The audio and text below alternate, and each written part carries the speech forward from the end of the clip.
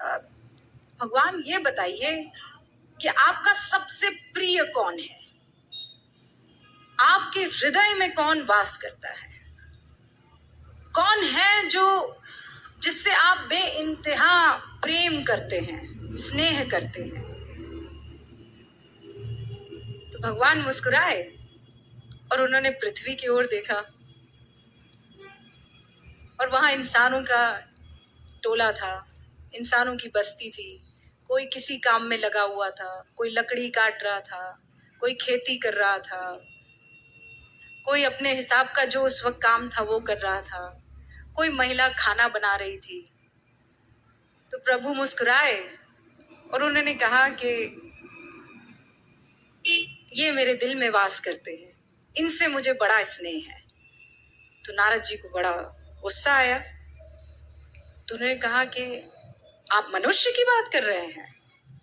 तो प्रभु मुस्कुराए और प्रभु ने कहा मनुष्य की बात कर रहा हूं। तो उन्होंने कहा अरे नारायण नारायण मैं करता फिरता हूं, ऐसा कोई पल, ऐसा कोई वक्त नहीं गुजरता कि मेरे मुख से नारायण नारायण ना निकले। और आपको प्रसन्न करता है मनुष्य, आपको पसंद आता है मनुष्य, आपका स्नेह मनुष्य से। तो प्रभु फिर मुस्कुराए, उनकी अपनी लीला। उन्होंने कहा कि इस मनुष्य को मैं छोड़ दूंगा, तुम बस ये मेरा जो इम्तिहान है उसे पास कर लो। तो नारद जी ने बोला ऐसा कौन सा इम्तिहान है कि मैं पास ना कर पाऊं? प्रभु आप कहिए करना क्या है?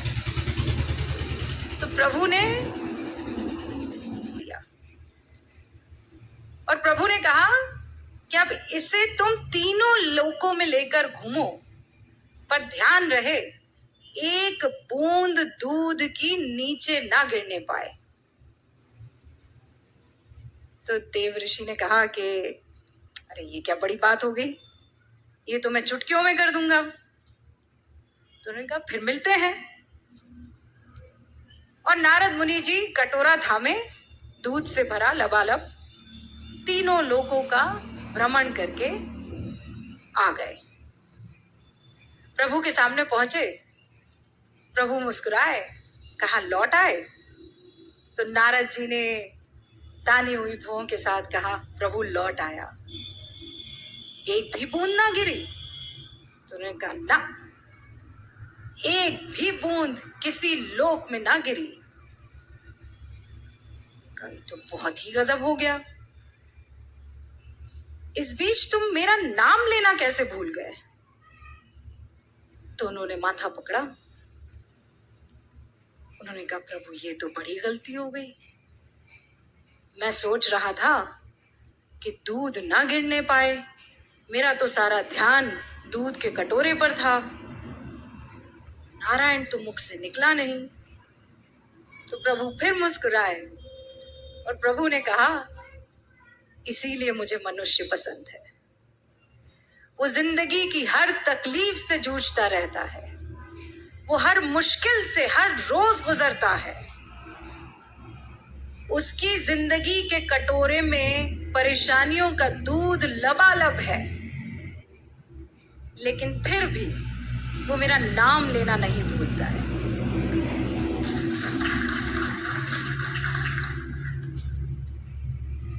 तो देव ऋषि भी मुस्कुराए, हाथ जोड़े और कहा प्रभु की लीला अपरंपार है, नारायण नारायण, और मनुष्य भी कमाल है। तो आज जब मैं दिल्ली से थी, मेरा बचपन मेरे सामने था और वो बुजुर्ग हिंदी की टीचर जो इसी अंदाज में कहानी कह रही थी, और मुझे लगता है इससे बेहतर कह रही थी वो, और मैं टकटकी लगाए उन्हें सुन रही थी और ये जानने की कोशिश कर रही थी कि कौन बेहतर होगा, मनुष्य कि देव ऋषि नारद मुनि। लेकिन प्रभु की लीला, अब इसे आप कट्टू जोड़ दीजिए पत्रकारिता में।